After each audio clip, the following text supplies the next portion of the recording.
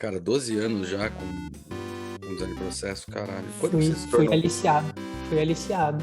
Com 14 eu comecei, com 14, 15 eu né? comecei de verdade. Tenho 27 hoje, tô a 12. É isso que eu tava pensando, cara. Foi 14 que teu pai falou, vem ser sócio? Você tá... Foi, foi. 14 Porra, anos, pois é. caralho. Não, e é o mais engraçado Levou é a que... sério, levou a sério. e é mais engraçado porque é uma sociedade mesmo que, tipo, você teve que botar pra trabalhar, né? Foi foda, né? Não Foi. foi aquela A gente não. proforme, né? Não, não. A gente, no meio do caminho, descobriu que eu sabia lidar melhor com essa coisa do dia a dia da produção e ele fazia essa coisa de networking, comercial, muito melhor que eu. Olá, meu nome é Hugo Janelli, sou professor universitário, design de produtos, sócio criativo da Atom Studios, youtuber e podcaster. E hoje a gente está aqui com uma pessoa que eu tenho um carinho, tipo, enorme por ele, porque aliás, uma pessoa que está muito próxima a ele foi responsável por eu me tornar designer, né? E foi muito legal, porque tem várias coisas para chamar o Guilhermito Freitas aqui, o Guilherme Freitas, e uma das coisas, a gente até tá comentando aqui nos backstages aqui, que é, cara, eu acho que é o sócio competente mais novo que eu ouvi falar na minha vida, desde os 14 anos de idade, e realmente ele é sócio, não foi chamado só para proforme, né? Até porque na época nem precisava mais de proforme, dá para fazer sociedade com uma pessoa só. E é o cara que, meu, hoje com 27, 14 anos de estrada, e é a prova viva daquilo que a gente vive contando, né? Eu já falo para os meus alunos que você entrou na faculdade, você não tem que se considerar aluno, você tem que se considerar designer a partir daquele momento e tem que pegar os outros professores que falam, você é um aluno, e falar, meu, para com isso, porque eu já comecei a profissão, comecei a construir portfólio, ele é a prova de que antes disso, ele foi por esse caminho. Guilherme Freitas é um profissional de design de processos com mais de 12 anos de experiência. Graduado em Arquitetura e Urbanismo pela Fundação Armando Álvares Penteado, FAO-FAAP. Sócio fundador da Flux Process Design Builders, desde 2009. Trabalha em projetos especiais voltados à fluidez operacional, atuando como head de projeto em frentes de mapeamento e modelagem de processos, cultura organizacional, mapeamento de riscos operacionais, automatização de processos de negócio e sinalização de ambientes arquitetônicos. Atua unindo o rigor da gestão por processos à sensibilidade e complexidade do pensamento de design, buscando sempre tornar a vida das pessoas mais fácil no trabalho. É também professor de cursos relacionados ao design de processos, automatização de processos e design thinking. Já contribuiu para a transformação dos processos nas empresas Pernambucanas, Pefisa, Borg Warner, Centro Paulista Souza, Rock Content, Banco BMG, Vigor Alimentos, IBI Financeira, Grupo J Demito, entre outras. E, Guilherme, eu queria muito agradecer a sua participação, cara. É um carinho enorme estar você e um puta do orgulho mesmo, cara. Você é foda. Muito bom estar aqui, Hulk. Obrigado. O meu currículo ele é menos interessante do que os podcasters e youtubers aí que você tem no seu, mas é muito legal estar nesse universo do design desde muito cedo. A gente vai falar um pouco das minhas influências para ter chegado nesse universo, né? E o design ele tem uma sina, mas essa sina ela carrega junto um privilégio que é você não ter lá uma formalização da profissão, você não tem que ter um título específico para ser designer. Então, é o que você falou, a gente está na faculdade, a gente já está vivendo design, já está praticando design, no meu caso até um pouco antes de ter entrado na faculdade, né? Então, o design ele tem um pouco essa dificuldade, mas isso acaba virando para a gente um privilégio de poder estar nesse universo desde muito cedo, né? E poder, inclusive, começar a ganhar dinheiro com esse universo muito cedo. Isso Então, é legal. Isso é legal. isso é muito Mas bom. é interessante isso que você está falando, porque as pessoas vão achar assim que, tipo, peraí, não, então ele é designer igual o pai é designer? Uhum, Não, ele é arquiteto. uhum. Tá? Minha Ele é formação é na arquitetura arquiteto, a mesmo, isso aí. formação é em arquitetura. Então, será assim, Gui, você teve uma decepção no design e falou, vou fazer arquitetura porque eu quero ser radical com meu pai, o que eu sei que não é o seu jeito, mas por quê? Assim, trabalhando com design desde os 14 anos de idade e entendendo e vivendo com isso, trabalhando, né? Porque você convive com design há muito mais Uhum, tempo. Assim, a gente pode sim. falar desde a sua nascença, mas eu acho que assim, desde os 8, 9 anos que é quando você começa a ter consciência disso Perceber o que é o design, né, no perceber o mundo. que é a Uhum, profissão do seu pai, né? Essa isso aí. profissão. E aí tem duas Isso aí. curiosidades que eu queria te provocar nisso, né? Então, Vamos uma nessa. delas quando você percebeu isso, foi uma questão de tipo, vou fazer uma coisa diferente, ou foi estratégico? E a outra pergunta que eu acho muito legal na nossa profissão, nessa profissão do design, né? A sua é arquiteto e você trabalha como designer, mas você é arquiteto de formação. Mas uma coisa que eu acho muito curiosa nesse universo é que filhos de arquiteto, tal, é mais comum o filho seguir essa trajetória do pai da arquitetura, e inclusive, ou da mãe, né? A gente não tem que ser aqui nenhum tipo de preconceito. Dos pais, né? De maneira Dos generalizada. Pais, assim, seguir, assim, e falar, cara, vou fazer junto. E é muito legal, porque é uma profissão que você acaba trabalhando junto, né? Fazendo as coisas junto e já entendendo junto, né? Diferente de uma advocacia, que você pode até entender que seu pai trabalha, mas você vai começar a conversar no mesmo nível, puta, quando você já está na faculdade falando, tal.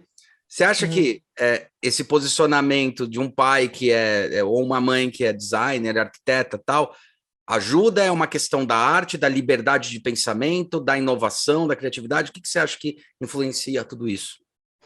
Isso é uma excelente provocação. E talvez a minha resposta seja diferente do que você está esperando, tá? O Júlio, meu pai, Júlio Freitas, ele é bastante conhecido no cenário acadêmico, principalmente do design, e naturalmente isso foi uma mega influência para mim. Eu cresci ouvindo meu pai dando aula e dando palestras, eu ia nas faculdades com ele, então eu tinha contato com uma visão não apenas do design, mas uma visão sobre as coisas diferente do que os meus colegas tinham, porque meus colegas tinham a sua própria vivência, talvez uma outra experiência de pais, mas a ótica do design ela é muito interessante porque ela é muito generalizada, né? O design ele é uma maneira de pensar muito agnóstica. Você está falando de direito, você pode falar de design. Você está falando de culinária, você pode falar de design. Então, quando a gente começa a ter contato com a realidade do design, a gente começa a enxergar a realidade de uma maneira diferente, de uma forma geral. E aí a arquitetura chegou, primeiro como um termo que eu não entendia muito bem, mas eu ouvia meu pai falando sobre arquitetura. Ele sempre falou que o design de produto, principalmente, ele lidava numa escala menor e a arquitetura lidava numa escala maior, mas a base de pensamento ela era muito semelhante, e eu continuo acreditando nisso, né? A gente projeta cidades com a mesma ótica que a gente projeta um equipamento, que a gente projeta um produto pequeno. A diferença é a escala, mas a base de pensamento é a mesma. E aí nasceu isso, eu entendi o que era arquitetura começando a ouvir meu pai falando sobre essa disciplina, sobre esse jeito de pensar. Mas tem uma influência aí secundária que também vem naturalmente do meu pai, que são os projetos de sinalização e orientação de fluxos, né? Em casa eu tinha um calhamação, assim, que era um livro branco, com as letras em dourado, super bonito, que estava escrito na frente lá, mestrado Júlio César de Freitas no universo da sinalização. Eu abria ele de vez em quando, via umas figuras de olho, via uns totens desenhados, umas cores, assim, não entendia muito bem do que estava falando, mas quando eu fui amadurecendo, claro, o meu olhar, tendo mais contato com o universo do design, eu descobri que sinalização era uma coisa. E era uma coisa que se relacionava com os espaços, e os espaços eles pressupunham uma estrutura, e essa estrutura tinha relação com a arquitetura.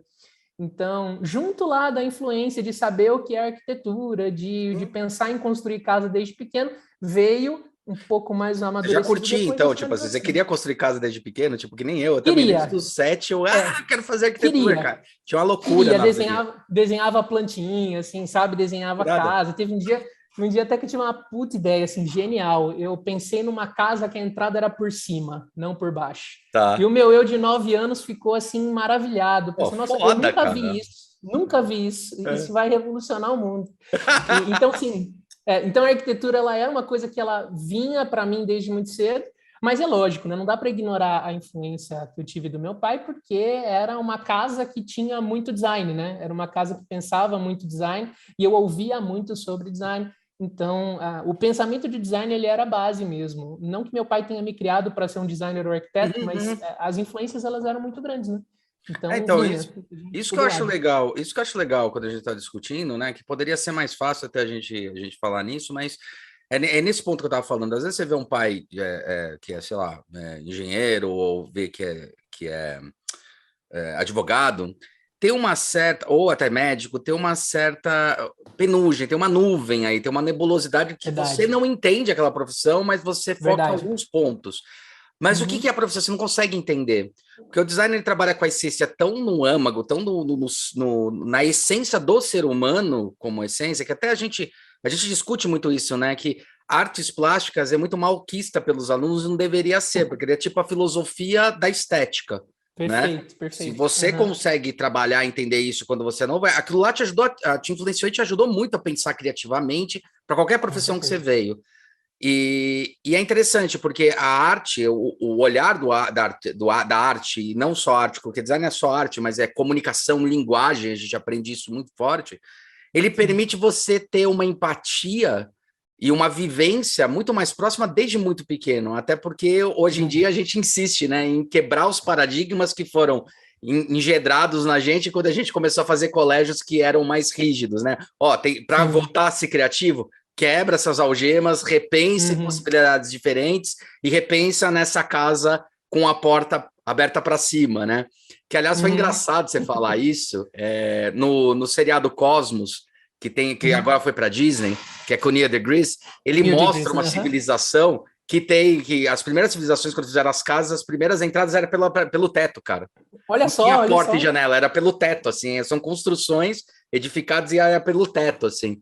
É muito legal, eu esqueci o nome da civilização, mas foram as primeiras casas que o pessoal, os arqueólogos acharam. Então você tem um buraco no teto. Roubaram a minha ideia descaradamente, então. Roubaram, né? E isso é prova de que existe viagem no tempo, tá ligado? Prova. Prova cabal.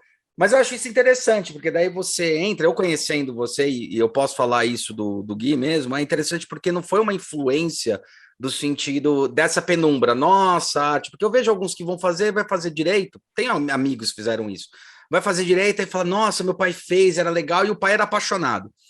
Só que ele não entende até estar na faculdade. Termina a faculdade, quantos eu já vi, né? Tem um amigão meu que, na verdade, ele, depois de 10 anos trabalhando com advocacia e tal, ele falou, cara, chega, vou abrir uma loja de temperos, umas salas, inclusive é o que ele tem até hoje, eu ajudei a fazer marca, posicionamento.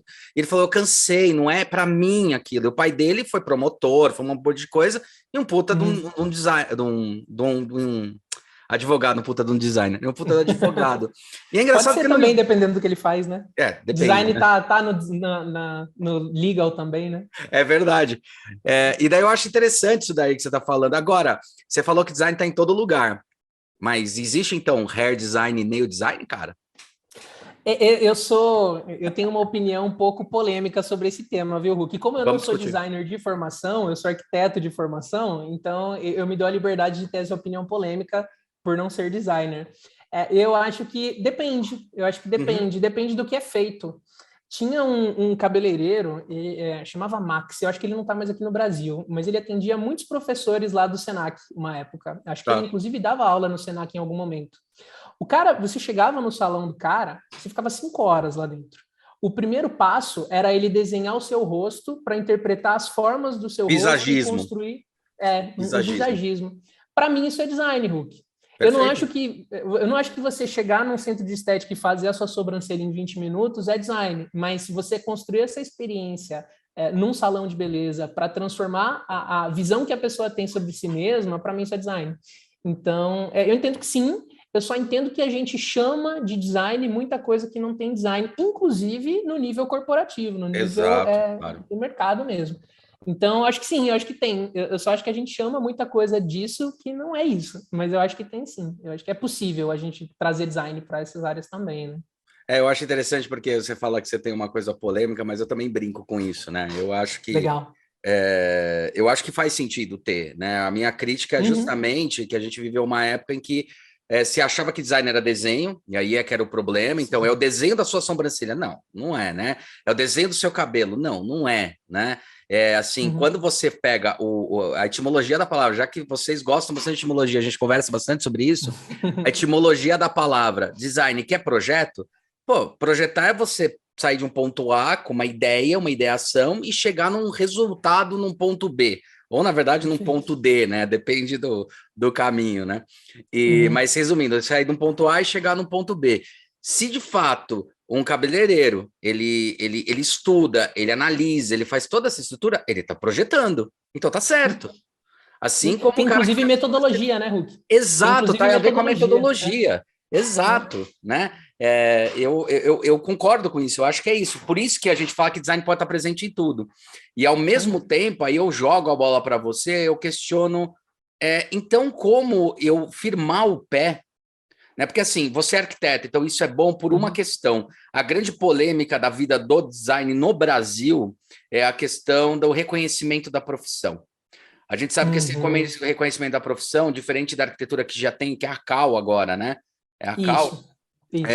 Diferente da arquitetura que já tem, você já tem parâmetros de preço, parâmetros de coisa, até um posicionamento estratégico em relação a mercado, em relação a reconhecimento de abertura de firma, reconhecimento de assinatura de documento, né? Sim. Que, puta, é super bem-vindo, né? Eu participei esses tempos atrás com o Júlio de um projeto de sinalização em que eu tive que assinar tecnicamente pelo projeto porque a assinatura do Júlio não tem valor técnico para a legislação hoje. Exatamente. Mas você acha que o designer ele não tem competência para ter essa assinatura? Ou você acha, olhando como olhar de arquiteto mesmo, ou você acha que o design, ele, por ser muito amplo, é complexo e teria que, sei lá, fazer alguma prova, alguma coisa, seu olhar técnico mesmo? Eu entendo que essa discussão ela precisa ir para a essência do que é a responsabilidade técnica. Perfeito. Nesse projeto, por exemplo, o Júlio tinha muito mais competência técnica para assinar tecnicamente do que eu. Para escolher, por exemplo, um material de um totem. Eu não tenho essa competência. Eu tenho a competência de qualificar, de avaliar a ambiência proporcionada por aquele totem inserido no espaço. Mas saber se uma placa de polipropileno funciona melhor do que uma placa de acetato, não faço a menor ideia. Eu chutei umas palavras aqui para ficar bonito na fala. Mas o Júlio tem essa competência ou não. Então, assim, eu entendo que, nesse caso, a competência técnica do Júlio ela seria muito mais adequada do que a minha. É uma questão aí legal mesmo. Para você ter ideia, um engenheiro poderia ter assinado tecnicamente e está em outra seara completamente diferente e o Júlio não. Então, eu entendo que, sim, a competência ela existe e muito mais qualificada em muitos casos. Eu não tenho nada contra, inclusive, a formalização da profissão. Eu acho que ela seria bem-vinda, mas também não tenho argumentos suficientes, não tenho nem experiência suficiente para avaliar se é bom ou se é ruim, sabe? Se eu apoio ou se eu não apoio. Inclusive, eu teria um posicionamento que você acha, porque, por exemplo, de certa forma, quando você fala isso do Júlio, você fala, cara, eu apoio o que deveria ter. Mas o meu achismo é que sim. O meu achismo é que sim, mas ao mesmo tempo eu vejo muitos colegas que estão no mercado de arquitetura sofrendo bastante com a regulamentação porque ela traz limitações, né? Porque ela traz questões aí para a história que quando não está regulamentado não tem.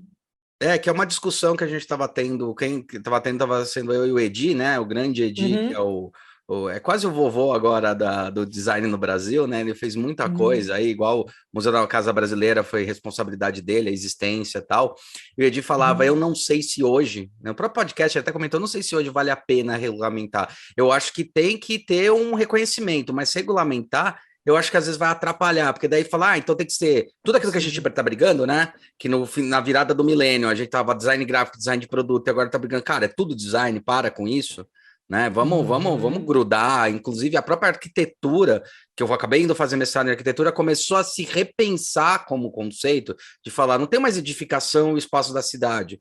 Tudo acontece junto, a Smart City é isso, a internet das coisas acontecendo junto, a sinalização acontecendo junto. Então, essa divisão ela acaba emburrecendo muito o projeto, né? A qualidade projetual, né? Pois é, e quando a gente traz a lei para a história, fica muito menos dinâmico e flexível, né? Quando não está legislado em cima, a gente tem flexibilidade de trazer novas áreas, de se enxergar de uma maneira diferente, de mudar a maneira de fazer, né? Agora, na arquitetura, não. Se você não tem lá uma RT emitida para você fazer uma obra, você não tem obra aprovada. Não tem obra aprovada. Tem N questões, né? Eu lembro quando que são importantes. É importante pra caramba. Eu lembro que eu gosto de ter essa discussão aqui, principalmente com o arquiteto, porque eu lembro que tem uma coisa assim, a gente fez o kickbola urbana lá, que era o espaço de futebol e tal, e a gente teve que contratar um arquiteto, que era um amigo nosso, a gente contratou e a gente acabou contratando não só para assinar, mas falou, como você tem que vir para assinar, você pode ser a pessoa que vai acompanhar mais de perto a obra, a gente vai pagar, vai bancar tal, porque daí tinha uma responsabilidade que era uma consciência nossa, que é aquela coisa, não quero só que você assine, eu quero que você participe para poder também auxiliar naquilo lá que talvez a gente tenha defeitos, que é, como você muito bem colocou, o arquiteto projeta esse macro, o design projeta esse micro, né? Exato. Então, com excelência, a gente fala com excelência, né? Então, como é que ter esse olhar foi muito importante para essa conexão. Mas é uma questão que eu jogo porque é interessante. Eu queria jogar essa questão para você, porque você convive com isso e você falou alguns pontos que são bem polêmicos, né? Fala, puta, atrapalha num certo ponto. Na hora da questão pelo que eu entendi que você comentou, me corrija se estiver errado, obviamente, fala, cala a boca, Rô, que tá falando merda. Você fala assim, cara, a partir do momento que eu tenho uma experiência assim, consigo gerar inovação com pontos de contatos diferentes. E às vezes esse tipo de coisa atrapalha a possibilidade de eu simplesmente gerar até interação para ter inovação, né? Uhum, uhum. Eu estou dizendo muito mais coisas que eu ouvi do que coisas que eu vivi, tá? A minha experiência na arquitetura como atividade mesmo, como desenvolvimento profissional, ela foi pontual em alguns momentos, mas hoje eu estou num universo profissional um pouco distante, então eu não posso te dizer sobre experiências vividas, tá? As experiências vividas que eu tenho, elas são muito tranquilas porque a legislação não foi nem um problema, nem um benefício. Foi algo que precisava ser lidado, lidou-se, tá certo. Por exemplo, essa assinatura técnica que foi necessária. Não tive problemas, não tive benefícios, passei tranquilo. É uma chatice de vez em quando ter que pagar o CAL anualmente, mesmo eu não assinando nenhum projeto, mas vamos lá, faz parte da titulação que eu tenho. Acho sim que essa conversa, cada minuto que passa, ela fica mais complexa, porque a nossa organização de mundo atual, ela tem muito potencial para mudança, né?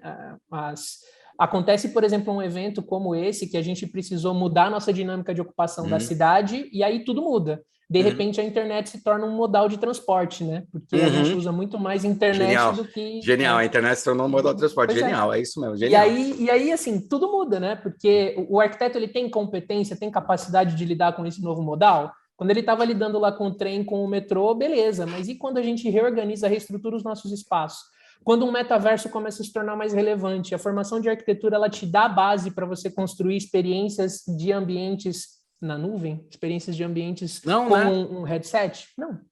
Porque nem o design dá isso, nem o design dá o que dá, talvez, é a mímese, né? É você replicar uma experiência no virtual que você teria no presencial. Sim. Mas aí é uma puta redução, né? Você está pegando toda a capacidade que os ambientes digitais têm de proporcionar experiências diferentes e você está dizendo, vamos replicar aqui o escritório lá da firma no digital para a gente ter o escritório no metaverso.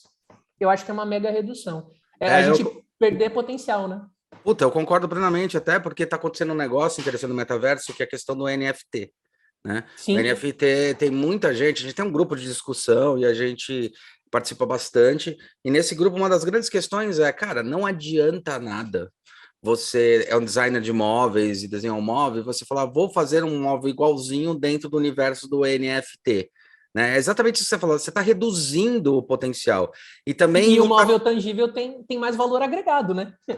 Porque ele é tangível, mas o móvel virtual ele não faz sentido na virtualidade, né? Então, assim, o que a discussão a gente tem que entender o que é esse móvel no real e transpor o significado e o simbolismo para, de repente, um outro objeto, talvez seja, sei lá, um espaço, entendeu? Que tenha o mesmo sentido simbólico. Perfeito. Uma sensação, né? É aquela soma, né? De relações. Como eu estou muito com o pessoal de projeto e com o pessoal de TI no meu dia a dia, o pensamento direto é a proposta de valor, né? O que te entrega de valor um móvel e o que ele pode te entregar num novo contexto. Provavelmente não vai ser um móvel, né? Você pensa conforto, status, estética, essas coisas no multiverso, você não vai conseguir replicar textura no corpo da pessoa, você não vai conseguir replicar conforto ao sentar. Então, você tem que entregar isso de outro jeito, não vai ser num móvel, né? Então, para mim, faz todo sentido isso. Faz todo sentido. Você falou desse valor, eu vou te provocar um negócio aí que é assim, o que você acha que veio primeiro? O menor valor do Júlio Freitas ou o Golden Cycle do Simon Sinek? Tem relação direta, né? Não tem direta. Quando eu vi o Simon Sinek a primeira vez, eu falei, nossa, é o discurso do menor valor que o Júlio fala bastante, e faz todo sentido, né? Mas alguém pegou e mapeou e escreveu um livro, essa sensação que eu tinha.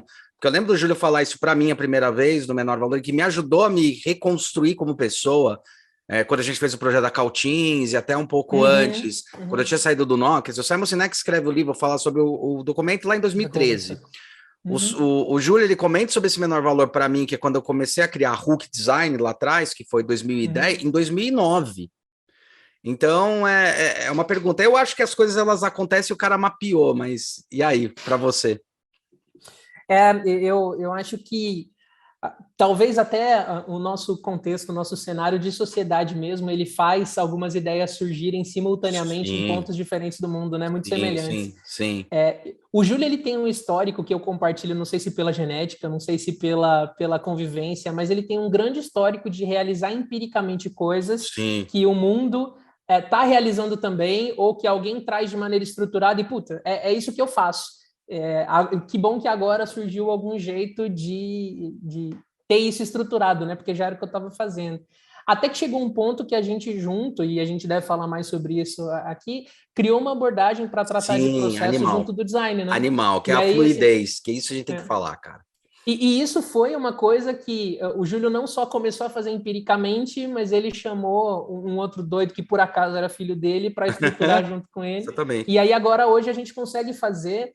Tem um pouco o ônus do protagonismo disso, né? Que a gente tem que ficar explicando muita coisa para muita gente. Sempre. Mas ele conseguiu estruturar antes que outras pessoas estruturassem. E aí acabou criando um jeito de enxergar que a gente conseguiu criar lá formas de popularizar, de ensinar para outras pessoas e que está ganhando espaço, né? Está ganhando volume. Mas isso é um histórico do Júlio, viu, Huck? Muitas coisas eu ouvi dele, alguns anos depois eu li em algum lugar. E aí, puta, mas era isso que você fazia. Aí o fato de você ser filho, né, do Júlio, na verdade, é só uma coincidência, porque vocês tiveram uma empatia de trabalho, empatia de projeto. E uma coisa que eu ia pontuar justamente nessa questão que a gente estava discutindo agora há pouco, que era a relação de quem veio primeiro, né? Ou o Golden Cycle, ou o menor valor do Júlio. Aí cabe, eu acho, uma coisa que é interessante, que uma crítica que eu tenho quando você tem um distanciamento muito alongado em relação à academia, que se esforça para se distanciar do trabalho dali do dia a dia, né, do mercado, academia e mercado, e o mercado criticando também a academia, né? Então, meu esforço é tentar ver isso, porque, de fato, todos nós, quando a gente convive, a gente está convivendo ali no flor da pele e vai testando ferramentas, e vai implementando, e vai fazendo, e vai tendo, e o fato da academia estar tão distante e exigir tanta coisa burocrática, o que é o burocrático? Você tem que fazer um mestrado, um doutorado, não sei o que lá, para falar que você pode provar alguma coisa, né? E, puta, às vezes essa galera tem tanto conhecimento, como o Júlio, que tem teste de campo, eu que tenho teste de campo, você que tem teste de campo hoje, você fala, eu tô há pouco tempo, mas, você já tá há 14 anos, tá, dentro da profissão, eu tô há 22, não tem uma diferença tão grande, tá? E você tem muita experienciação que você poderia passar e seria muito mais fácil se a academia virasse e falasse, vem aqui, vamos escrever um paper junto? Eu tenho o know-how, mas você tem a experiência, vamos escrever um paper junto com o seu know-how, coisa? Porque o que eu percebo é isso, a gente experiencia, muita gente enxerga, percebe, daqui um tempo alguém desafia para falar, vou fazer um trabalho de mestrado sobre isso, porque várias pessoas já comprovaram que aquilo é eficiente, que aliás não deixa de ser de uma maneira, o método científico. Testei, validei, retestei, validei e agora eu posso escrever um paper. Mas está tão distante do mercado que eu acho que isso acontece essa bizarrice, né? Que é exatamente esse ponto que você falou. Pô, as coisas que o Júlio estava falando sobre menor valor eram coisas que ele estava falando e algumas pessoas estavam começando a compreender isso. Que afinal foi exigido da gente quando o Design Thinking explodiu como uma maneira de se repensar negócios, modelos, se repensar, na verdade, projetos, né? Vamos ser honestos em relação a isso. Então, essa é a grande crítica, eu acho que esse é o apontamento, né? Que eu tenho, porque a academia ela fica muito ultrapassada, né? Ela fica 4, 5 anos até escrever alguma coisa que, de repente, a gente já sabe há muito tempo e a gente já conviveu com aquilo há muito tempo.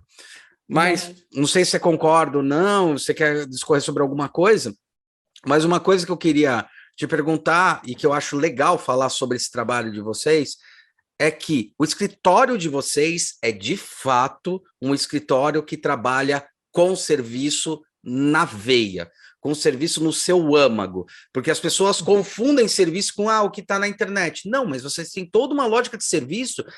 de movimentação, eu adoro os gráficos que vocês fazem, que são gráficos de circulação, de como vai funcionar cada elemento, toda essa lógica de computação, toda essa estrutura que vocês implementam. Então explica para o ouvinte, de uma vez por todas, que raios é o design de serviço?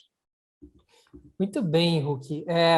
Falando um pouco sobre o tópico anterior, eu acabei me afastando da academia justamente por conta dessas burocracias. Assim, eu acho que eu tenho até os interesses e as aptidões que casam com a academia, casam com a sala de aula e com a pesquisa, mas eu não tive capacidade de lidar com a burocracia da carreira acadêmica. O incentivo, né? Na verdade, não é bem... Não, é nem incentivo da academia. incentivo. Não, incentivo da academia. Isso. Mas é disso mesmo que eu estou dizendo. Eu tinha muito tesão em participar, por exemplo, das disciplinas que eu participei lá no mestrado da USP, sabe? Era muito legal participar. A de ouvinte, né? Era bom. Isso. Participei de 2 disciplinas legal lá que foram muito legais. É um nível de discussão muito diferente do nível do mercado. Porra. Porque a gente tem espaço, né, para complexidade, sabe? Estudar Derrida e para conseguir compreender a complexidade para aplicar ela em contextos de design. Muito legal, muito bacana. Mas pensar que eu precisaria desenvolver um projeto de pesquisa que tivesse alinhado com o projeto de algum doutor, para eu conseguir entrar num processo, passar por um processo seletivo e conseguir desenvolver o meu trabalho de mestrado e ter que lidar com todas as coisas que fazem parte dessa coisa também da carreira acadêmica, não rolou. Eu acabei deixando. E até para completar, desculpa te cortar, mas é interessante completar um negócio que é legal isso aí. O que é frustrante, que me foi frustrante quando eu fui fazer mestrado, que eu falei, vou para a carreira acadêmica, quero também ter essa carreira acadêmica. Mas o que me foi frustrante é que quando eu comecei a fazer o mestrado, teve um momento que eu fiz a pesquisa, como todo designer faz. Fiz um levantamento fudido. Eu sei o levantamento que eu fiz um levantamento fudido de todos os coworks. Eu fui nos coworks e levantei, porque não existia esse termo, né? Tal, não sei o que lá, e cheguei em conclusões. Quando eu cheguei para minha orientadora, isso meio 6 meses fazendo trabalho, tal, eu já cheguei a algumas conclusões. Falei, então, e daí eu acho que no trabalho final eu vou fazer as conclusões base disso e falar, não, para por aí. Falei, para por aí o quê? Você não pode chegar em conclusão. Eu falei, por quê? Não é doutorado? Porque mestrado não é o momento, é só doutorado. Eu falei, porra, eu falei para ela, você tá de zoeira comigo. Ela, não, porque é assim que funciona. Eu falei, como vocês são velhos. Aí ela falou, mas por que, velho? Eu falei, cara, até na pós lato sensu, eu consegui chegar em deduções. Na estrito sensu, eu não posso, eu tenho que deixar para o mestrado. E, cara, quando é que vocês usam um profissional da minha área? Porque, assim, daí eu falei isso, quanto profissional da área minha, eu sei que eu faço uma pesquisa decente, uma qualificação de pesquisa decente. Vou lá a campo, estudo, pesquisa, a gente tem essa habilidade quanto designer, né? Quanto um designer que trabalha com isso. E eu levantei esses dados e eu sou obrigado nos meus clientes a chegar em conclusões relevantes para o mercado, e eu não posso ser a preferência de mim mesmo, não, falo, por isso que não vai para frente, eu juro que eu falei isso, ela ficou meio brava comigo, eu falei, cara, é aí que tá a falha, porque quando eu descobri o que era um paper, eu me encantei. Quando ele falou, um paper é como se fosse assim, resumindo, né, o paper é como se fosse a patente da sua ideia. Então, por exemplo, eu já falei até para o Júlio que ele tem que escrever um paper sobre a metodologia que ele descobriu na questão do que, aliás, eu estou usando e está funcionando e estou comprovando, e aí eu tenho que deixar assinado aqui que foi o Júlio, e eu falo isso no Senac, que é onde eu aplico, nos lugares onde eu aplico, que me mostrou o negócio do brainstorm, que é até umas 15 palavras, você vê o que está em volta. Até umas 25, você vê um pouquinho para lá. Das 50, você vê o que está... Você tem que forçar. Cara, isso é tão rico, é tão foda, que devia ter um paper, e o Júlio não escreveu. Agora, quem escrever, saibam que o Júlio percebeu isso antes, tá? Mas, até porque ele é método. Mas, desculpa de interromper, mas era importante nessa... Não, perfeito, é isso mesmo, acaba afastando, né, potenciais ideias, inclusive, né, essa coisa da burocracia lá do mestrado ter o seu rigor no seu desenho. Acho também que tem seus benefícios, evita que algumas conclusões errôneas, inadequadas aconteçam, né? Mas é algo com que a gente tem que lidar. Acho que tem gente que tem mais aptidão para isso do que eu, por exemplo. Eu não tenho. Às vezes quebra a cabeça por conta disso, porque eu não posso, por exemplo, dar aula em uma ou outra pós-graduação, por conta da titulação. Faz parte. O que a gente está submetido, né? Ao que a gente está submetido. Agora, falando um pouco do design, eu acho, Huck, que agora vale eu contar um pouco da minha trajetória desde fazendo a faculdade de arquitetura e trabalhando com o Júlio até o lugar que a gente chegou hoje, investigando e atuando bastante no design de processos. A gente passou pelos serviços nesse meio tempo.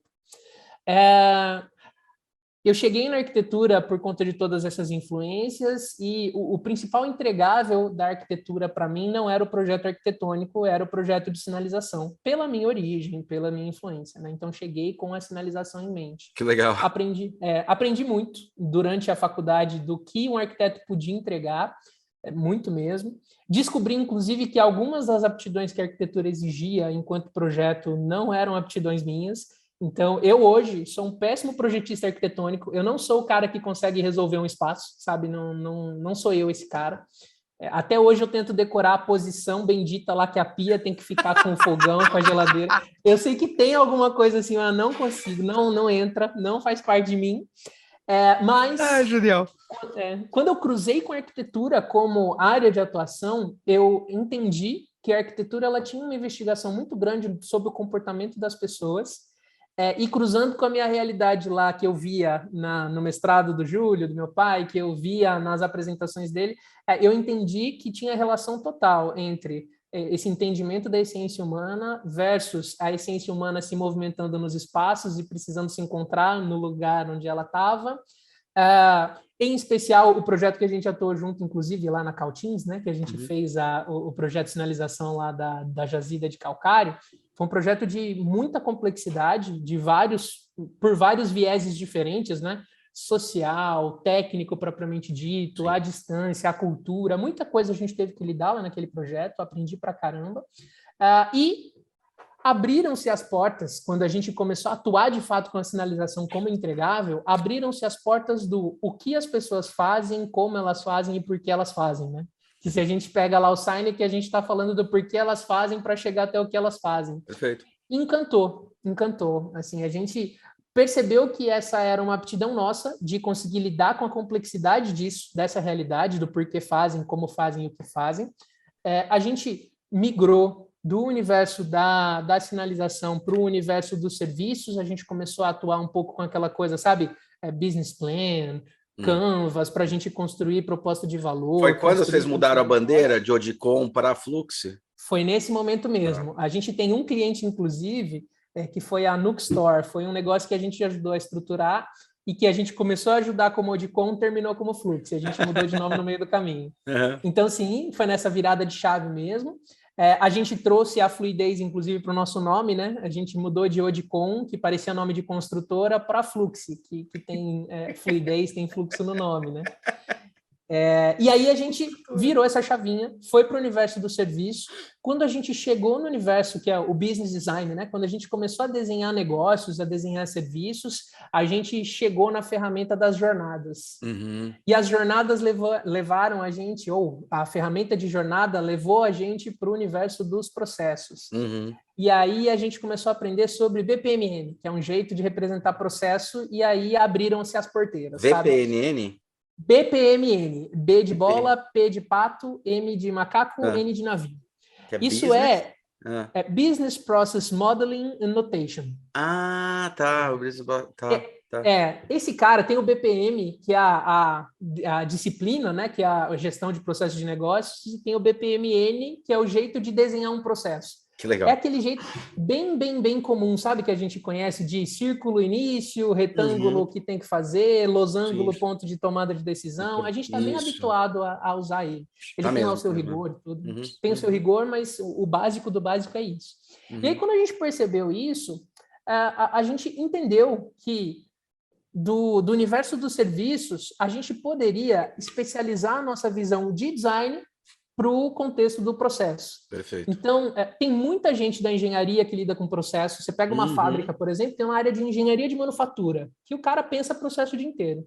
Tem muita gente da administração que lida com processo. Você tem muitos analistas da área da administração que vão lidar com processos de negócio e muita gente da área de TI pensando processo. Verdade. Você tem analistas de processos hoje, geralmente eles têm uma formação de TI. A gente decidiu trazer design para essa mistura. A gente decidiu construir uma visão de design de processos. Então, naquela nossa conversa lá do será que dá para chamar um cabeleireiro de designer de cabelos? será que dá para chamar um analista de processos de designer de processos? Acho que dá se a gente trouxer design para os processos, né? E aí, Hulk, foi muito legal porque a gente começou a encantar os nossos clientes porque a gente propunha mudanças muito estruturais na abordagem de processos, desculpa. Então, mudou mesmo a maneira de enxergar como algo é feito e entregar valores que as atividades de processos antes não entregavam. Verdade. E isso gerava soluções para o dia a dia das empresas e, por consequência, das pessoas que eram inesperadas. Sabe o elemento surpresa do design? O Júlio fala do imaginário inimaginável, né? Isso trouxe revoluções, inclusive, para o processo de trabalho. Uma vez, tem um caso muito curioso, eu estava na mesa de reunião com um dos nossos clientes e um outro terceiro que estava participando do processo também, do projeto lá que a gente estava envolvido. E aí o cara falou, ele era uma ponta depois da nossa, ele virou para a gente no começo do trabalho e perguntou, como é que vocês vão entregar esse mapeamento, né, esse trabalho que vocês estão fazendo? Eu, na frente do cliente, virei para ele e falei, não tenho a menor ideia de como a gente vai entregar. Perfeito. Eu sei de onde eu estou partindo, mas eu não sei onde eu vou chegar, né? E aí o cara ficou horrorizado. O cara era um cara de TI, para ele eu tinha que ter uma previsibilidade de entregáveis, porque senão o projeto não andava. E, por sorte, nessa oportunidade, o cliente era um cliente que já trabalhava com a gente há um tempo, e ele deu risada na hora, e ele usou lá uma analogia que, para a gente do design, e eu me incluo nessa por me ver hoje como designer de processo, né? Convivendo com isso, mas para a gente que é da realidade do design, é muito comum. Mas lá para ele fez toda a diferença, que é quando a gente chega, né? Quando o Guilherme chega para um projeto, ele sabe muito bem qual que é o bicho, qual que é o problema que ele está enfrentando, né? Então, qual que é a dor que está sendo sentida, mas ele não sabe qual que é o bicho que está gerando essa dor, né? Perfeito. Então, ele precisa conhecer o bicho antes para ele saber o que ele vai trazer para resolver esse bicho. Para saber os KPIs dele. Os KPIs. Aí entra, né? Essa sopa de letrinhas aí, de jargões do povo, a gente tem que aderir a alguns. E aí é isso, não saber onde a gente vai chegar no contexto dos processos assustou muita gente já, os nossos clientes entenderam, curtiram, toparam antes de curtirem, né? Toparam, viram os resultados, curtiram muito. E aí a gente hoje... a gente não cunhou o termo design de processos, porque em inglês, process design, ele já existe há um tempo, mas a gente construiu essa abordagem, que acaba virando método, né? Acaba virando ali um desenho próximo a uma metodologia, mas a abordagem de trazer o design para a ótica dos processos, a gente acabou desenvolvendo junto, eu e o Júlio, e hoje a gente ensina isso para as pessoas, né? O que, para a gente foi transformador também. Quando a gente abre um LinkedIn de um dos nossos alunos lá e vê designer de processos, o sorriso vai de orelha a orelha, sabe? A gente percebeu que era muito mais valioso compartilhar isso do que deixar isso guardado, tipo, meu. Assim, até porque, assim, acho que tem 2 pontos aí que são legais tocar. Esse último que você comentou a existência do podcast, a existência do YouTube é uma briga que eu já tenho há muito tempo e não sou só eu que brigo com isso, mas falar, cara, todo mundo faz design, a gente tem que vender design para as empresas, não é para outros designers. Então vamos começar a parar de ser otário e falar, ele faz esse processo, faz processo. Eu com o Marcos Batista e com o Júlio já aconteceu isso no Audicon, acho que era o Audicon ainda, quando a gente fez o da Caltins.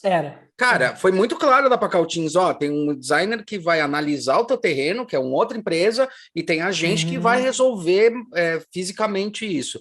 Então, isso é que vai fazer enriquecer. Então, não adianta ficar escondendo, puxando o tapete. Só dessa maneira vai enriquecer. Inclusive, isso é uma coisa que eu tenho reparado nesses 3 anos de podcast com o pessoal automotivo. Como um indica o outro com uma paixão no olhar.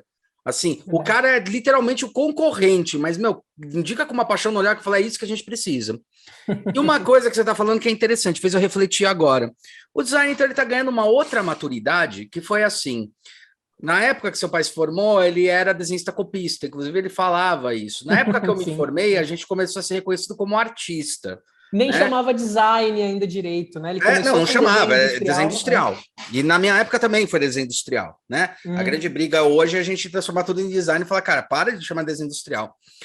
E aí, tem uma coisa que eu estava observando agora que você está falando que é interessante. Aconteceu isso, aí vem a gente como artista e compreende que o design ele realmente podia dar mais, tanto que teve aí uma crise no final dos anos 90, começo dos anos 2000, que aconteceu muito na Itália. assim, que a Itália primeiro reverberou isso muito, que foi as empresas estavam começando a contratar design e pedir para os caras fazerem as coisas porque viram que design era importante, mas não botaram freio. Então, estava tendo algumas aberrações, tipo, eu não consigo projetar, não consigo fazer, as empresas investindo pesado para conseguir criar as coisas, desenvolver as coisas. Entra nos anos 2000, a gente entende como design como estratégico, e esse estratégico, a gente sabe de onde vai, para onde está, olha como a gente enxerga, e agora você não é a primeira fala, na verdade, a empresa, agora falando de empresas para empresa, é de PJ para PJ. A Questonó tomou essa decisão há 3 anos atrás, entendendo que eu não posso virar para o meu cliente e falar, eu sei onde você vai chegar. Eu tenho que virar para o cliente e falar, eu tenho que analisar, porque saber onde você vai chegar quer dizer que você vai chegar no mesmo ponto. Então, se você está querendo saber onde você vai chegar no mesmo ponto, entendeu? Porque é o único que eu posso te responder. Eu sei como são os processos e vou entender que lá no final vai ter um lugar que você vai chegar. Eu não sei qual vai ser, mas vai ter um lugar. Então, entender isso, e ele se posiciona dessa maneira, falando agora, inclusive, para o cliente, falando isso. Falando, cara, não importa onde é que você vai chegar, deixa que eu resolva esse problema. Eu sei segurar essa pica. Vocês, com esse discurso, a mesma coisa. A gente está com esse discurso muito claro também. Então, eu estou vendo um movimento que é um movimento novamente de um amadurecimento, de uma maturação, que talvez daqui 5 anos esteja na academia falando, olha, o designer percebeu que ele não precisa saber onde vai, porque o processo permite ele entender o processo e chegar em algum lugar. As pessoas têm que acreditar que vai chegar em algum lugar. Não acreditar, confiar, né? Não é acreditar, é confiar. Então é interessante essa sua fala, quando eu fico refletindo sobre isso, que eu acho que talvez seja mais uma etapa que já está vindo aí de uns 3 anos, de amadurecimento que a gente tem que fazer para o mercado. Beleza, o mercado entendeu que é design, já está entendendo que não é mais projeto, eu já recebo alunos que eles já entendem que eles vão lá para a faculdade, não muitas vezes porque eles desenham bem, mas às vezes porque eles entendem. Alguns vêm porque, eu descobri que dentro do marketing o design ele trabalha mais a fundo, que o marketing ele trabalha como eu vender esta garrafa, mas como criar relevância para esta garrafa, e o design ele fala como criar relevância para beber água, e daí sim ele cria a garrafa, né? Então isso que é importante. E agora a gente está chegando talvez num outro período de maturação, que é, olha, eu não preciso te falar onde vai ser, porque se eu te falar qual é o resultado final, você não está inovando, de fato. Você vai estar inovando quando eu sei qual o problema, a gente vai identificar este problema e vai achar possíveis soluções. Acho que é uma maturação de mercado, né? Legal isso, observar isso. Acho, inclusive, que isso nasce lá no Design Thinking, não como metodologia, mas como abordagem, né? Com abordagem. Isso nasce lá. A gente acabou sendo seduzido pelo encanto que é transformar o Design Thinking num passo a passo, né? Quando Stanford vai lá e estrutura lá, quando a Day School estrutura o Design Thinking nas suas etapas, dá uma paz no coração, né? Porque agora é só seguir isso que eu estou aplicando o Design Thinking. É engraçado, para mim não dá, sabia? Eu entro em pânico, eu falo que tem coisa errada. Cara, então, virou método, tem coisa errada. Acho que quando eu estou falando assim de dar uma paz é para as pessoas em geral, né? Porque dá um norte, assim, fica mais fácil de assumir, de praticar e tudo. Eu gosto, eu sou um cara de metodologias, tá? Então eu curto também, eu também sinto essa paz, mas eu também entendo e sinto o desconforto, porque o Design Thinking ele nasce com um modelo de pensamento mesmo, né? A tradução do livro aqui no Brasil, lá do Tim Brown, inclusive chama de metodologia ou de método, alguma coisa assim, mas a proposta do Tim Brown não é de método, né? A proposta dele é de abordagem, é de modelo de pensamento. Então, eu acho que essa ideia de que o design ele tem um ponto de partida, mas ele não tem um ponto de chegada determinado, ela nasce lá, e concordo com você que ela tem sido amadurecida. Acho que alguns mercados são mais receptivos a isso do que outros. Nos processos, por exemplo, a gente sente uma resistência gigantesca, principalmente de entrada, né? Sim, porque quando alguém chama a gente para resolver alguma dor de processo, às vezes ele já tem até a solução desenhada, né? Ele fala, não, eu preciso entender esse processo aqui para implantar esse sistema novo. É o que a gente mais ouve. Ó, a gente está num projeto agora, inclusive... E não é nem coisa Brasil, tá? Essa empresa que a gente está atendendo atua no Brasil, North America, então tem uma operação nos Estados Unidos, Canadá, tem uma operação que criaram, desculpa só, que criaram o maldito do SAP e acham que o SAP resolve tudo, o SAP. Bota nesse pé o TOTUS e resolve. Acabou, resolve. Então, esses caras é um grande exemplo, eles têm lá um processo de cobrança recorrente, eles querem implantar uma ferramenta lá que faz gestão de cobrança recorrente.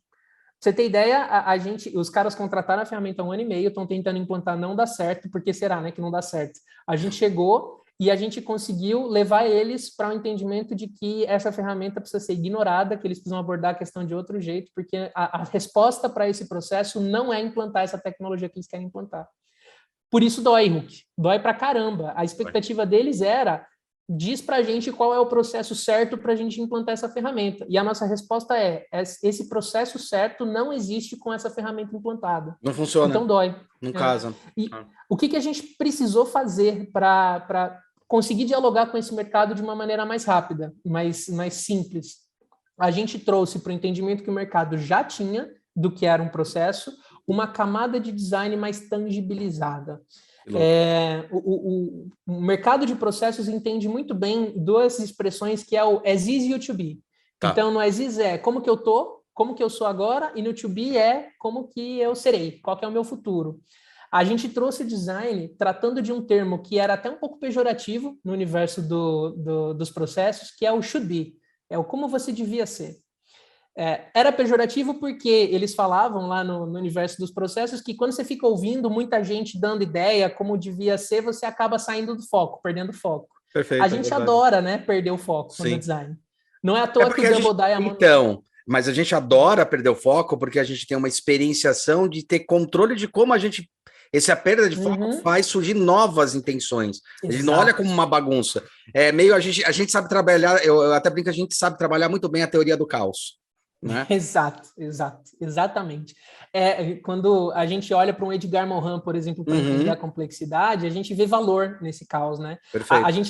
Quando a gente fala de processo as is, que é o processo como ele está agora, a gente brinca que para a gente interessa muito mais a exceção do que a regra, porque a regra todo mundo sabe, todo mundo domina, mas por que você faz isso desse outro jeito de vez em quando?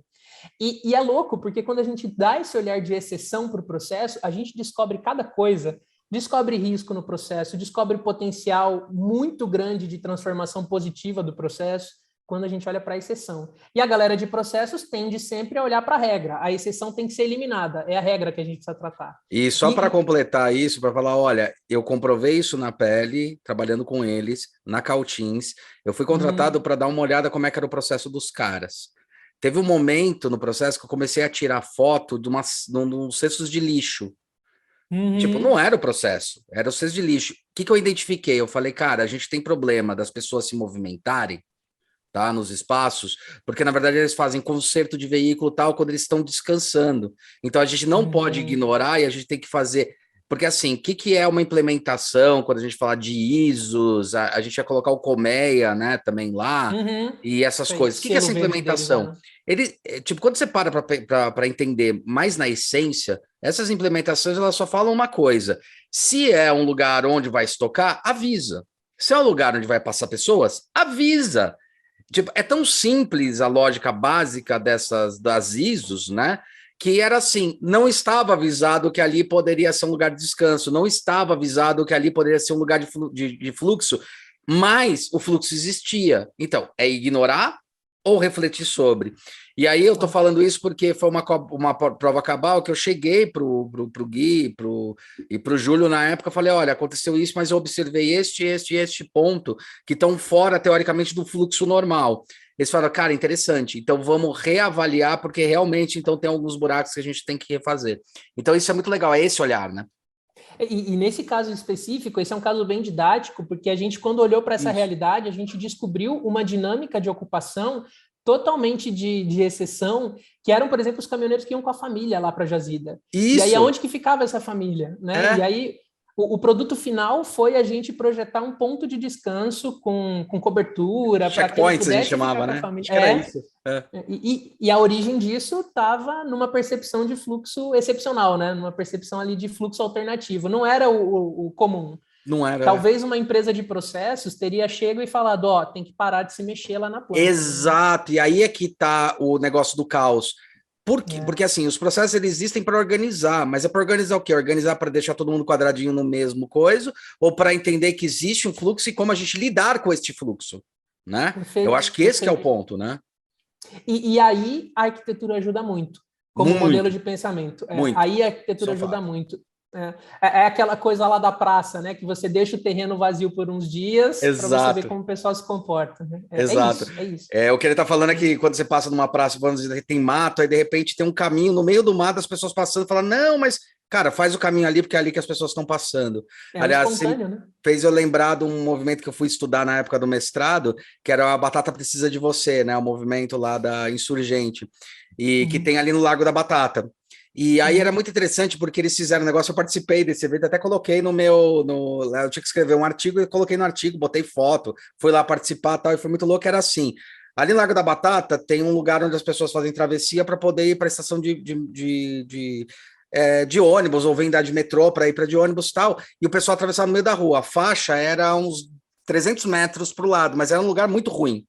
E daí o Largo, ele começou a fazer o quê? Ele começou a pintar a faixa, aí vinha CT, tirava. Pintou a faixa, vinha CT, tirava. Pintou a faixa, falou, meu, é aqui, é aqui, é aqui. Até que eles entraram num acordo, falando, meu, a gente tá pintando porque é aqui que o pessoal passa. Então, depois de uns 3 meses fazendo esse movimento de reivindicação do espaço, que é a ocupação do espaço, por isso esses movimentos insurgentes são importantes, ocupação das cidades, né, a retomada das cidades, eles conseguiram falar, olha, é aqui que é o ideal de implementar. No caso de vocês vão identificar isso e entregar as relevâncias, né? Entregar esses materiais. Por isso que não dá para saber onde vai chegar. Não sei onde as pessoas vão passar sem saber, né? Exatamente. Quando a gente traz esse should be, a gente muda tudo. Achei genial. A gente requalificou, sabe? Porque tem um monte de demanda, sabe? Ninguém conhece melhor um processo do que quem executa aquele processo todo dia. Ninguém. Nem a gente que vai mapear, nem o gestor dele. Ninguém conhece melhor do que ele. Então a gente precisa ouvir as demandas desse cara. É claro que, por vezes, as demandas dele vão ser interesses próprios e não vai dar para a gente implantar por vários motivos, mas a gente precisa dar espaço para que essas demandas sejam ouvidas e a gente precisa entender essas demandas no contexto. A gente precisa também cruzar isso com a estratégia da empresa, e a gente precisa cruzar isso com boas práticas de mercado, e a gente precisa cruzar isso com tecnologias disponíveis. Tem muita coisa entre a realidade que existe e a realidade que vai existir. E se a gente não dá valor para esse meio, para como que a gente vai qualificar essa realidade que vai existir, a gente vira aquele consultor que chega com a resposta final e que, o processo vai ser assim, implantem, né? Não tem pertencimento, não tem relevância, muitas vezes o processo não é adequado para a realidade da companhia ou dos profissionais que estão ali. Tem muita coisa que precisa ser considerada e que a gente constrói junto. E é nesse ponto que o design ele muda completamente como a gente aborda um processo, sabe, Huck? A gente tem conseguido resultados muito bem recebidos pelos nossos clientes porque a gente trouxe design para os processos. Isso tem sido muito legal. Também como experiência, a gente aprende tanto, cara, tanto. Toda vez que a gente vai mapear um processo, quando a gente vai criar um processo novo, você tem que virar craque naquele assunto, né? Meu, estudo constante, nossa. De repente, eu não sabia nada sobre respirador, e daí eu descobri que não pode nem falar que é respirador, é ventilador, cara, e para saber como é que funciona cada processo. E é curioso isso, porque daí a gente fala sobre o olhar, né? Então, onde o design entra? Ele entra no know-how da tecnologia ao quem você está contratando. Eu lembro que teve um cliente que a gente falou, cara, eu acho que a gente não é para você, que a questão dele foi assim, ele queria que fizesse uns carrinhos lá de gourmet, que ele ia vender, ele já tem restaurantes, ele quer fazer os carrinhos para vender em praças, em coisa, para ampliar o modelo de negócio dele. Sim. Aí a gente tava falando sobre logística, uma outra coisa, a pergunta dele foi assim, todo pomposo e tal, até de um restaurante conhecido, cobra cara, porra, do negócio. E daí ele falou assim, mas você já trabalhou com gastronomia? Eu olhei para ele e falei, o que tem a ver? Eu trabalho com design. Não, se você não trabalha com gastronomia, você não vai entender. Eu falei, você já trabalhou com design? Ele, não, então, né, eu fiz marca, tá? Não, você não trabalhou, então você não vai entender, eu acho que não é para você. Você não tá no momento. E daí a gente saiu fora, sabe? Não é o momento. Porque aí foi uma coisa também o mercado, isso eu acho que é uma coisa interessante para você até refletir sobre as pessoas que estão começando. Você é um cara que já tem experiência de mercado de 14 anos. Tá? A sua idade mente o quanto de experiência de mercado você tem, né? Assim, experiência de mercado, maturidade de mercado. E mais ou menos com uns 27 por aí, quando a gente se formou, faz o quê? Uns 4, 5, 6 anos de formação, você já tem esses 14 anos nas costas. E tem uma coisa que é justamente essa ansiedade, né? Então, assim, realmente colocar, se posicionar perante o cliente, falando, cara, você não sabe o que eu faço, mas eu sei que eu posso resolver sua problemática. Eu costumo dar um exemplo que eu acho que funciona legal, do advogado, de novo, que é aquela história. Teu chefe está abusando de você, tal, você sabe que você tem que entrar com um processo contra ele, você sabe até que é um processo para questão de, sei lá, autoridade, alguma coisa assim, eu quero processar. Você sabe montar o processo? Não. Então, você contrata um advogado. Design é a mesma coisa. Você pode até saber que você precisa de um logo, que você precisa de uma marca, que você precisa arrumar a ordem da sua fábrica, do seu chão de fábrica, do seu sistema, e falar, beleza, mas você não sabe como executar, a gente sabe como executar, né? Eu acho que a maturidade que você tem, e é isso que eu queria, tô vendo com você, é justamente isso, né? Eu acho que essa experienciação fez você ter mais tranquilidade e centralidade, porque na tua idade, com 27, virar e falar, cara, porque eu sei que você vai em umas reuniões cabeludas, que eram reuniões que eu comecei a chegar aí quando eu tinha meus 35 anos, que mais ou menos os 14 anos de experiência. E você já está chegando e falando, cara, não dá para ser feito desta forma, porque você não entende que tais elementos acontecem isso. Você acha que isso aconteceu? Você se sente mais seguro? Ou onde você se sente seguro ou não nisso? Esse é um ponto interessante, que eu tenho uma história pessoal que faz esse ponto ganhar outro recorte, outro desenho para mim, né? A influência do Júlio, ela, além dele ter me trazido para o universo do design, além dele ter me convidado para ser sócio dele, ele também me colocou em um monte de pepino muito cedo, né? Esse trabalho da Cautins foi um grande exemplo. Lá no Tocantins, a gente viajou para lá, mesa de reuniões, diretores do grupo, todos os diretores do grupo na mesa de reuniões. Eu, com os meus 17 anos na época, o Júlio me aponta na cadeira e fala, apresenta aí o projeto. Então, ele me botava nessas fogueiras, e ele me botar nessas fogueiras trouxe duas questões muito pessoais e que elas ajudam muito nesses momentos. A primeira delas, eu nunca tive submetido a uma hierarquia. Eu comecei trabalhando como sócio e hoje eu continuo sendo sócio. Perfeito. Então, eu não tenho medo de chefe. Eu não tenho isso no meu repertório, sabe? Então, eu dialogo com o diretor da mesma forma que eu dialogo com o analista júnior. O tráfego, ele o tráfego, né? Tráfego não, mas o tráfego, ele é igual, é idêntico, de fato idêntico. Então, isso facilita muitas coisas. Eu sei lá se o cara era dono da empresa, se ele era analista da empresa quando eu falei isso para ele. E também ter vivido essas experiências ajuda muito, né? Porque eu conversei com o diretor lá nos meus 17 anos, na época eu tinha 22, 23, quando eu dei essa resposta, dar uma resposta dessa é tranquilo, porque tem toda a segurança, tem a maturidade necessária por experiências vividas para poder dar uma resposta dessa. Claro que tem gente que recebe melhor, tem gente que recebe mal. Eu já tive episódios, por exemplo, que num mapeamento o cara chegou e falou, eu não sei o que você está fazendo aqui, não sei por que eu estou aqui perdendo meu tempo. Sim, muito comum isso acontecer. Incrível que é muito comum. Gente escrota tem em qualquer lugar do mundo, né? Tem. Então, eu já, desde muito cedo... Já que a gente tem aquele prazer de falar palavras bonitas, principalmente vocês, sim. Deixa eu o pão de queijo aqui. Já que você tem aquele conceito de falar palavras bonitas, inclusive vocês, essas são as famosas pessoas medíocres. Ou seja, estão na média, são medianas. Na média. Medíocres, é isso aí. Tem muita gente medíocre no mercado. Por eu ter sido exposto a essa realidade desde muito cedo, essa realidade ela vem de maneira mais natural para mim. Não significa que eu não enfrento pepino, porque eu enfrento um monte, tem um monte de coisa que é difícil de lidar no dia a dia, mas eu estou acostumado desde muito cedo a me expor a realidades com as quais eu não tive contato antes. Então, vem de maneira natural, sabe? Eu não fico pensando, puta, o que será que esse cara vai pensar? Não, eu tenho a minha segurança técnica e eu boto essa segurança. O Júlio fala que eu ligo o modo trator, né? Então, eu pego todo o meu repertório técnico, tudo que eu tenho e derrubo em cima do cara, caso ele questione. E aí o cara, via de regra, fica até meio assim sem resposta, sabe? Processando aquilo tudo que tomou ali da tratorada. É legal você colocar esse ponto, porque faz eu refletir assim, tá vendo como é importante dentro das universidades ter um contato muito próximo com o mercado?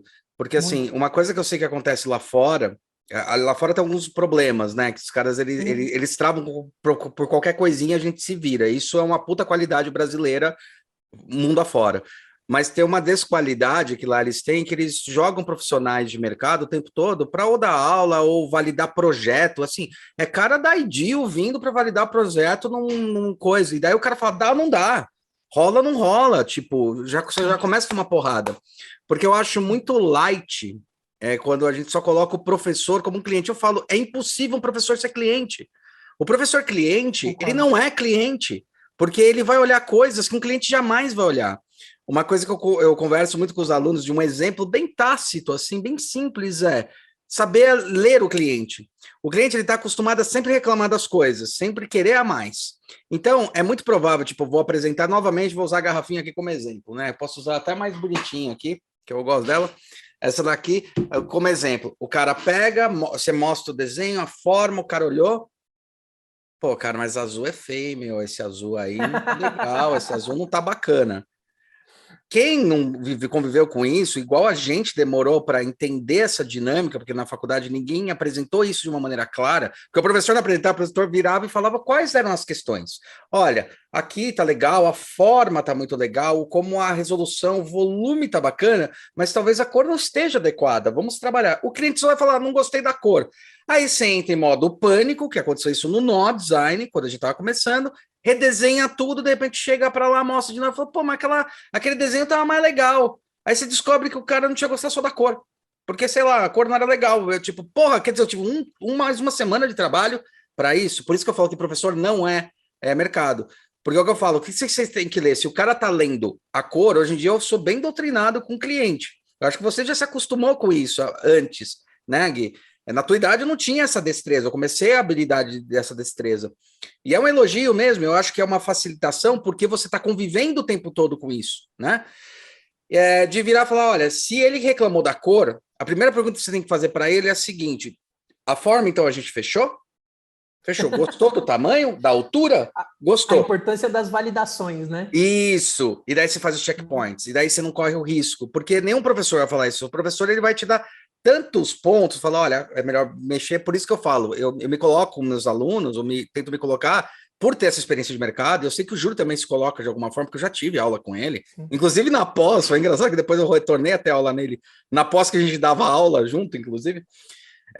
Que era justamente isso, né? Então, entender a leitura e reformular. Então, não me coloco como cliente.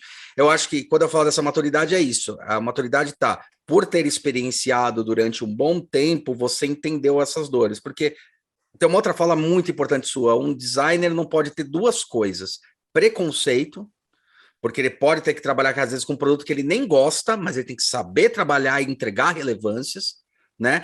E se colocar de uma maneira, e aos poucos você vai conquistando isso com o cliente, que você não está abaixo do dono, você não está abaixo do gerente, você está ali para. E você também não está acima. Você está numa posição em que eu quero ajudar vocês. Entendeu? Então, a minha função aqui é melhorar o processo de vocês. Eu não estou aqui para brigar com nenhum de vocês.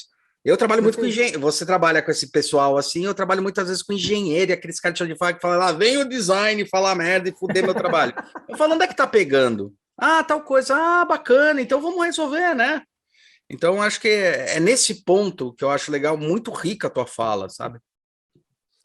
E a gente vive isso na pele o tempo todo, né? No meu caso de processo, é muita gente da TI, das tecnologias, mas também tem a galera de engenharia quando a gente se aproxima da indústria, né? Às vezes tem essas visões diferentes e a gente, como parte desse universo de design, a gente adora a divergência, né? Adora. Então, vamos lá, né? Vamos lá. Beleza, você não gostou. O que foi que não gostou? O que é que a gente precisa mexer? O que você está enxergando aqui que eu não enxerguei, né? Acho que esse é um ponto mega importante. E a gente vive isso na pele o tempo todo, né?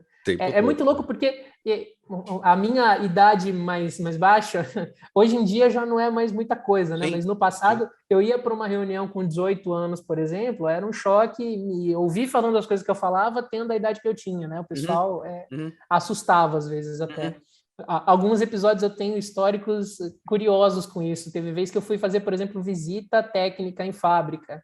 O cara me recebia achando que eu era o estagiário, né? E aí o comercial me tratava de um jeito ruim, porque eu não era quem tomava a decisão, e aí, de repente, ele descobria que eu era o cara que ia tomar a decisão, e aí mudava, e aí não, toda a pompa dos caras. Então, É muito bom isso, né? Porque, de certa forma, você era até o rato de laboratório falar, olha, o processo de atendimento tá ruim. Tá muito fraco o processo de atendimento. Porque você não chegou e perguntou quem era o cara, já foi tratando, olha, o processo, vocês têm que mudar o processo, hein? Eu fui uma vez fazer uma visita técnica numa fábrica de cartões de crédito. Tá. Puta, protocolos rigorosíssimos, né? E o cara do comercial me recebeu, eu cheguei um pouco antes do que o resto da equipe, e foi isso, assim, o cara do comercial, ele me tratou como se, sei lá, se eu fosse o assistente de alguém, que era assistente de alguém, e não tem problema nenhum em ser assistente, mas ele não me tratou como uma pessoa que na verdade, a empresa está errada, porque mesmo se for assistente, tem que tratar bem. A empresa está errada. Tem que tratar bem, tem que tratar bem. Estou falando sobre a visão estereotipada. Sim, que tem pra caramba. Pô, o estudo de neuromarketing que faz um puto estudo fudido que você vê na internet direto, que assim, você bota um cara negro de terno na frente da câmera, o pessoal acha que é motorista. Você bota um cara branco na frente da câmera de terno, o cara acha que é um empresário. E, na verdade, eles fizeram até uma provocação que era o contrário. O cara negro, né? O afrodescendência, que até eu tenho amigos negros que falam, é meio besta quando fala que eu sou negro mesmo e pronto, né? Mas vamos lá. O negro falando, e ele era gerente, ele era um gestor de uma puta empresa, e o outro era motorista. Não desvalidando ou não, mas tem esses estereótipos, né? Que são delicados. Como a minha posição, ela sempre foi uma posição ali de um pouco o oposto, né? A quebra do paradigma ali, eu me divertia com isso. Claro que tem cenários que não são nada divertidos, né? Você citou, por exemplo, não tem nada divertido, mas eu me divertia a beça. Teve todo um lance também de segurança profissional, que mais uma vez o Júlio me ajudou muito nisso. Se o Júlio tivesse me chamado para trabalhar com ele, me dado 1% de cotas, talvez a minha segurança fosse diferente do que ele ter me dado 50% das cotas quando a gente abriu, né? Então, isso trouxe uma segurança muito grande para mim também. Mas o design, ele também dá muito auxílio, muita robustez nisso, sabe? Quando a gente tem o design como modelo de pensamento, a gente tem subsídio, inclusive, teórico para defender uma posição dessa. Verdade. Né? Para dizer para o cara, eu não sei onde eu vou chegar. Como assim você não sabe onde você vai chegar? Aí, beleza, né? Aí você traz lá todo o arcabouço teórico de complexidade de design para dizer para o cara, viu? Se você soubesse onde você vai chegar, você não precisava de mim, né? Você podia só escrever aí onde você vai chegar e tá tudo certo. É fascinante esse universo do design quando a gente leva ele para os processos, porque a gente muda o jeito de fazer as coisas, a gente tem sentido muito isso e às vezes gera desconforto, mas a gente se diverte muito nesse desconforto quando ele acontece. Com certeza, é o nosso combustível, né? O caos e o desconforto. Isso não quer dizer, para quem está ouvindo, que a gente trabalha e gera caos. Não, a gente sabe trabalhar com caos e gerar ordem e organizar. Só que cada empresa tem a sua roupa e a sua medida. E a gente avalia e entende qual é essa medida e qual é essa roupa que tem que ser vestida. E a gente é o cara que faz isso, né? Gui, a gente já passou até de 1 hora, mas foi divertidíssimo conversar com você, cara. Uma delícia. E, cara, queria te agradecer e queria saber, então, para o Guilherme, o que é design de processos e de experiência? Para mim, hoje, pode ser que amanhã mude, mas para mim hoje, design de processos é fazer com que a vida das pessoas no trabalho fique mais fácil. Porque quando a vida dessas pessoas fica mais fácil, tudo melhora. Produtividade melhora, ganho melhora, perde menos, retrabalha-se menos. Fazer a vida das pessoas ficar mais fácil no trabalho. Acho que isso é o que define para mim o design de processos. Muito bom, Gui. Perfeito, cara. Eu queria agradecer. E, galera, bom dia, boa tarde, boa noite, que eu esqueço de falar. E vocês os Mequetrefe, não estão clicando aí para seguir a gente o tempo todo? E dá uma olhada lá no YouTube também, eu quero o joinha, que isso é importante para saber sobre o resultado. Cara, você consegue acompanhar o Guilherme, o trabalho dele, da empresa dele, junto com o Júlio Freitas também, que são os dois, são sócios. Tá aí embaixo os links. E também vocês podem ver alguns trabalhos. Vocês têm Instagram, essas coisas, para a gente seguir também? A gente tem da Fluxy, que é o nosso escritório de design de processos, mas a gente tem principalmente lá na Edux, a nossa atividade nas redes, né? Verdade, a gente esqueceu de falar da Edux, que é uma parte de educação sensacional. Segue lá, porque tem Edux, tem uns cursos lá animais, e é bom vocês se inscreverem e fazerem, cara, que você vai ter aula... Já até que vale o parênteses, a gente encontrou na Eduxy o jeito de divulgar o design de processos. A gente tem lá o nosso curso de design de processos e foi o que trouxe relevância para esse tema, é o que eu falei lá, né? Ver gente botando designer de processos na tagzinha do LinkedIn é muito bom. Tá lá na Eduxy, a gente adora falar sobre isso, e o nosso Instagram, direto a gente bota lá conteúdo sobre o tema, umas dicasinhas lá rápidas também sobre isso. É o eduxy.escola lá. Acho que eu mando para você bota aí na descrição, né? Sim, vai estar tudo aqui embaixo na descrição. Segue, compartilha, vai atrás, pentelha esses dois que vale muito a pena. E quem quer ser designer de processos, esses são os caras que eu conheço que são os melhores, os mais afinados, tá? Mas é isso aí. Valeu, galera. Bom dia, boa tarde, boa noite e até a próxima. Gui,